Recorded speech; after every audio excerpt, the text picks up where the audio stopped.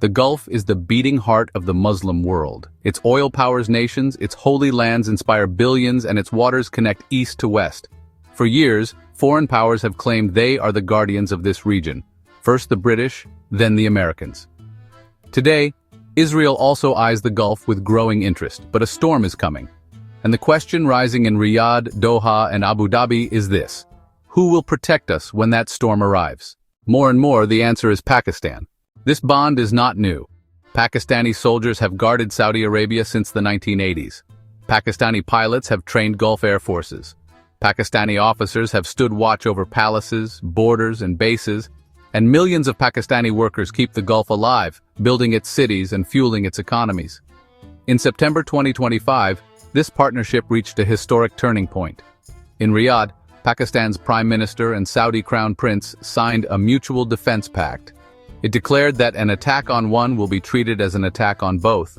For the first time, Pakistan was no longer just a friend of the Gulf, it became its shield. But can Pakistan really defend the Gulf against Israel and the United States? After all, Israel has stealth F-35 jets, advanced drones, and unmatched cyber skills. The US has aircraft carriers, bases in Bahrain and Qatar, and missile defenses across the region. On paper, their power looks unstoppable. Yet Pakistan brings something different, something its rivals cannot match. It is the only Muslim nuclear power. It has decades of experience fighting and surviving in tough wars. And most of all, it carries the trust of the Muslim world to defend the holy lands of Mecca and Medina.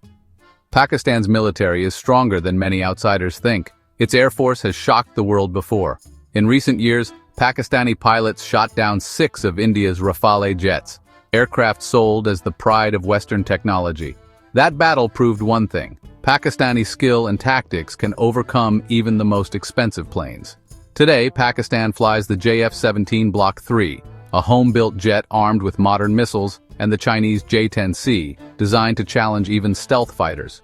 Combined with ground-based defenses, these jets make the Gulf skies far more dangerous for any attacker.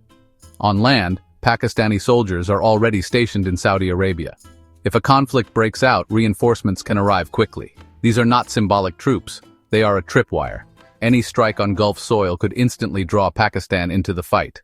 And at sea, Pakistan's navy controls the Arabian waters stretching to the Strait of Hormuz, the choke point through which 1/3 of the world's oil flows. Submarines, fast attack boats, and Chinese-built warships patrol these waters. If Pakistan chooses to extend its shield here, no rival can ignore the risk. But defense is not just about weapons. It is also about politics and image. The US may control bases, Israel may control drones, but neither can claim to protect the holy land of Islam. Pakistan can. And that message, in the eyes of Muslims worldwide, carries huge power. At the United Nations, at the Organization of Islamic Cooperation, Pakistan's voice will not sound like a bystander. It will sound like the only Muslim nuclear power standing up for the Gulf. This makes every move, every warning, every speech far more powerful. Pakistan also has a unique advantage others do not: its relationship with Iran. Where the Gulf sees Iran as a rival and Israel sees Iran as an enemy, Pakistan shares a border, culture, and trade with Tehran. This gives Islamabad the chance to mediate, to cool fires before they spread, and to stop the Gulf from being torn apart by sectarian war. Of course, there are dangers. Pakistan's economy is weak. Confronting the US could bring sanctions. Israel's cyber attacks could hit banks and power grids. And the Gulf is not fully united.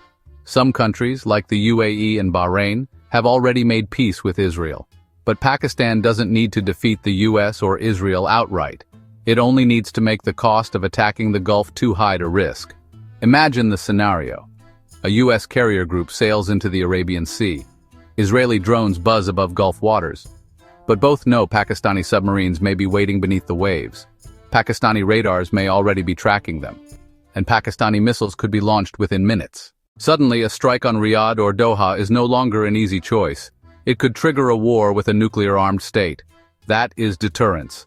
Not about fighting head-on, but about making sure the other side thinks twice before pulling the trigger. And that deterrence is stronger today than ever. It is built on the memory of Rafales falling from the sky. It is built on Pakistani troops already standing in Saudi Arabia. And it is built on the September 2025 deal, when Riyadh and Islamabad joined hands and declared, "We will defend each other as one."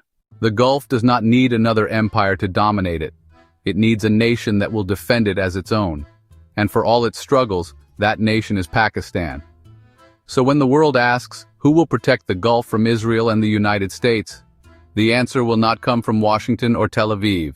It will come from Islamabad. From the deserts of Sindh, the skies of Punjab, and the waters of Gwadar. Because true protection is not just about weapons, it is about resolve. And Pakistan's resolve, hardened by decades of survival, may well be the Gulf's last line of defense.